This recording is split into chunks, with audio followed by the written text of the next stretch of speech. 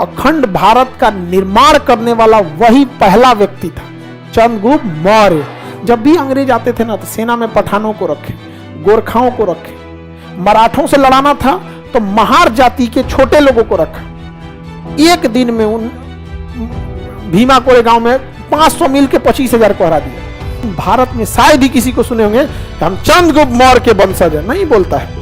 वो शरीर से थोड़े हरा रहे थे सब, मानसिक रूप से इतना पीड़ित थे लोग ना कि तलवार चले गोली चले कुछ नहीं देखेगा कोई।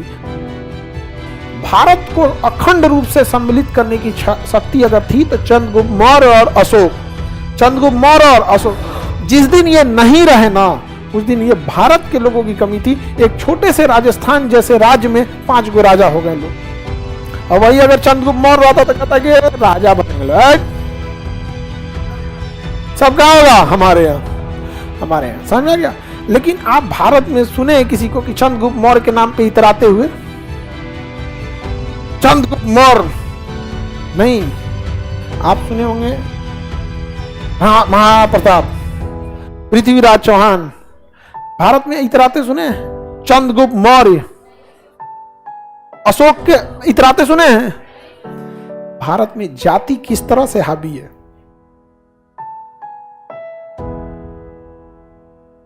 जिसने पूरे अखंड भारत, म्यांमार से इतना तक, इस पे भारत में शायद ही किसी को इतराते देखे होंगे। सब छोड़िए, बिहार का आदमी ना इतराता है, उसका तो राजधानी बिहार था, पाटलिपुत्र। बड़ा इफेक्ट पड़ता है ये सब चीजों को। ये सब चीजें जब विदेशियों को पता चलती है ना तो इस सब का फायदा उठा लेते हैं। इसलिए जब भी अंग्रेज आते थे ना तो सेना में पठानों को रखे, गोरखाओं को रखे, मराठों से लड़ाना था तो महार जाति के छोटे लोगों को रखा।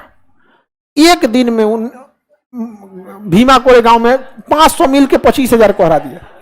वो शरीर से थोड़े हरा रहे थे सब, मानसिक रूप से इतना पीड़ित थे लोग ना कि तलवार चले गोली चले कुछ नहीं देखेगा कोई। आप में लड़ने की शक्ति नहीं, लेकिन अगर आपके सामने कोई आपके माता पिता को मार देना तो फिर आप कह दीजिएगा तुम कितना बड़ा अधिकारी हो कि क्या हो, मार देगा आदमी। आप नहीं समझ में आया? देखेगा आदमी तुम कौन हो, हाँ?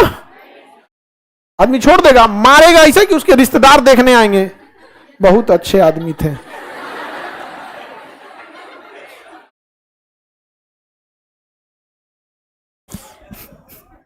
समझदार है आप लोग? आगे बढ़े तो बड़ा मायने रखता है ये सब चीज का, शिक्षा, यूनिटी, पैसा। वरना चंद्रगुप्त मौर्य छोटी जाति होने की वजह से जब राजा को लोग अपने सम्मान से नीचे उतार दिए तो एक इंसान पे क्या बीतेगा, आप समझ रहे हैं? राजा, अखंड भारत का निर्माण करने वाला वही पहला व्यक्ति था, चंद्रगुप्त मौर्य। बाकी अशोक ने तो राज किया था उस पे, अशोक पोता था बिंदुसार, उसके बाद अशोक ने राज किया था उसके ऊपर। लेकिन संभाल के रखे अशोक महान, नो डाउट, क्योंकि उन्होंने पश्चिमी विस्तार भले नहीं किया, पूर्वी विस्तार किया कि नहीं किया? पूर्वी विस्तार तो किया। ऐसा तो नहीं था कि चंद्रगुप्त मौर्य के दिए गए क्षेत्र में उतना ही रह गए या उससे कम कर दिए रहते या उतना ही रहते तो महान नहीं जोड़ते, विस्तार किया। लेकिन छोटी जाति के थे, यही बीतता है उन छोटी जाति की वजह से। और उसके बाद जब उनको कोई कहता है ना कि आरक्षण क्यों नहीं छोड़ देते हो, तो लड़ने को तैयार हो जाते हैं। तो क्या गड़बड़ करते हैं? उनसे अब कितना छीनोगे?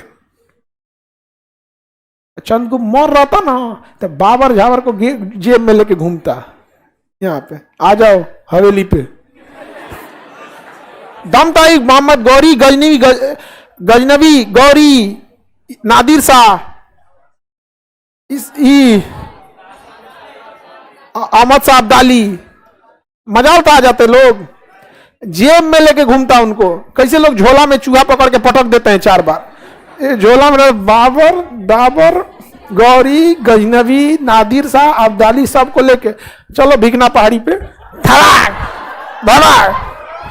और बाद देखता हिल डुल कर रहा है, बच्चल निपटा देता है चंद्रगुप्त। लेकिन भारत में शायद ही किसी को सुने होंगे कि हम चंद्रगुप्त मौर्य के वंशज हैं, नहीं बोलता है कोई।